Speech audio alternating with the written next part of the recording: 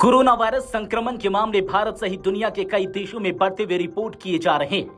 विशेष तौर पर एशियाई देशों हांगकांग, सिंगापुर, चीन के बाद अब भारत में भी इसके मामले चिंता बढ़ा रहे हैं। केंद्रीय स्वास्थ्य मंत्रालय के डैशबोर्ड के मुताबिक देश में फिलहाल कोरोना के 257 एक्टिव केस हैं। केरल सबसे प्रभावित राज्य है। दिल्ली, एनसीआर और आसपास के शहरों में भी संक्रमितों की पुष्टि की गई है। गुरुग्राम और फरीदाबाद में कोरोना वायरस संक्रमण के 3 मामले सामने आए हैं।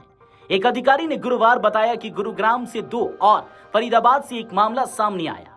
गुरुग्राम में हाल ही में मुंबई से लौटी 31 वर्षीय महिला में संक्रमण की पुष्टि हुई है। वहीं दूसरे मरीज की कोई ट्रैवल हिस्ट्री नहीं रही है। दक्षिण पूर्व एशिया में कोविड-19 के मामलों में हुई हालिया वृद्धि के बाद भारत में भी लोगों को अलर्ट किया गया है। यहाँ अधिकांश मामले केरल, महाराष्ट्र, गुजरात और तमिलनाडु से सामने आए हैं। अच्छी बात यह है कि ज्यादातर मामले हल्के हैं और लोगों को गंभीर दिक्कतें नहीं हो रही है। कोविड-19 के बढ़ते मामलों को लेकर बनी चिंता के बीच उत्तर प्रदेश के मुख्यमंत्री योगी आदित्यनाथ ने हाल ही में प्रदेश में कोविड-19 की वर्तमान स्थिति की समीक्षा की। मुख्यमंत्री ने जनता को आश्वस्त किया कि राज्य में चिंता की कोई बात नहीं है। हालांकि वैश्विक संदर्भ को देखते हुए सतर्कता और एहतियात जरूरी है। आधिकारिक विज्ञप्ति के अनुसार मुख्यमंत्री आदित्यनाथ ने कहा कि केंद्र सरकार ने कोविड-19 के संबंध में कोई नई एडवाइजरी जारी नहीं की है। फिर भी सभी लोगों को अपने जोखिम को देखते हुए अलर्ट पर रहने की जरूरत है। ऐसे में सवाल उठता है कि अचानक ये वेरिएंट कैसे एक्टिव हो गया है, लोग कैसे संक्रमित होने लगे हैं। इसका प्रमुख कारण है वायरस की प्रकृति। तो वहीं विशेषज्ञों का कहना है कि कोई भी वायरस अपने आप को जीवित रखने के लिए लगातार परिवर्तित होता रहता है। इससे उसके स्पाइस प्रोटीन में बदलाव आता है। इस बदलाव को समझने के लिए शरीर की प्रतिरक्षा को समय लग जाता है, जिसके कारण कुछ लोगों में संक्रमण हो जाता है। पहले भी कई अध्ययन बताते हैं कि कोरोना के खिलाफ हमारे शरीर में वैक्सीन से बनी इम्यूनिटी समय के साथ कमजोर हो सकती है। अधिकतर लोगों को वैक्सीन का आखिर डोज लिए साल भर से अधिक का समय हो गया है।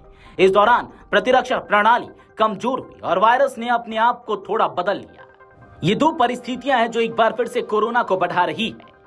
हालांकि हमें यह हमेशा ध्यान रखना होगा कि वैक्सीन ने हमारी इम्यूनिटी को कोरोना और इसके तमाम सब वेरिएंट से मुकाबला करना सिखा दिया है।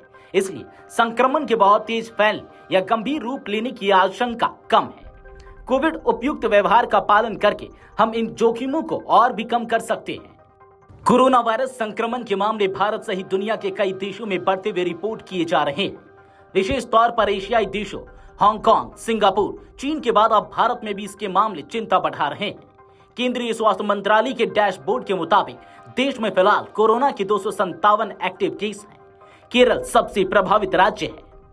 दिल्ली, एनसीआर और आसपास के शहरों में भी संक्रमितों की पुष्टि की गई है। गुरुग्राम और फरीदाबाद में कोरोना वायरस संक्रमण के 3 मामले सामने आए हैं। एक अधिकारी ने गुरुवार बताया कि गुरुग्राम से 2 और फरीदाबाद से 1 मामला सामने आया।